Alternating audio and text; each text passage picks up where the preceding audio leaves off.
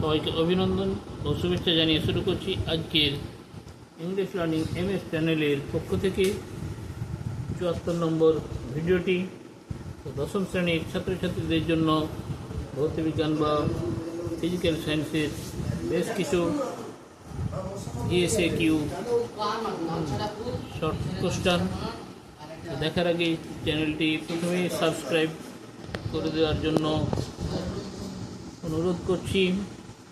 তো শুরু করি।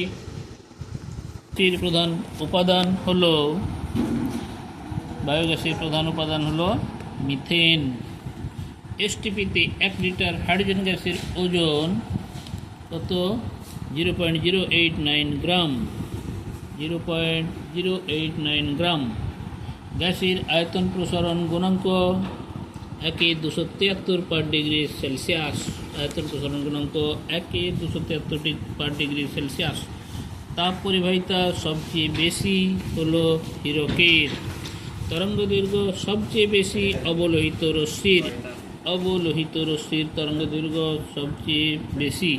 ফিউজ তারের বৈশিষ্ট্য হলো উচ্চ রোধ ও নিম্ন গলনাঙ্ক। উচ্চ রোধ নিম্ন গলনাঙ্ক। সুইচকে যুক্ত করা হয় লাইভ তারের সঙ্গে। রোধের এসআই একক হলো ওহম। রোধের এসআই একক ওহম। তড়িতাধানের একক হলো কুলম্ব। দর্পণের বক্রতা ব্যাসার্ধ ও ফোকাস দৈর্ঘ্যের মধ্যে সম্পর্কটি হলো F=R/2। F=R/2। তেজস্ক্রিয় মৌল থেকে নির্গত বিটা রশ্মি হলো ইলেকট্রনের স্রোত। ইলেকট্রন কণার স্রোত। ক্যান্সার চিকিৎসায় ব্যবহৃত হয় তেজস্ক্রিয় কোবাল্ট। নিষ্ক্রিয় মৌলগুলি পর্যায় সারণীতে যে শ্রেণীতে অবস্থিত তা হলো 18 নম্বর শ্রেণী।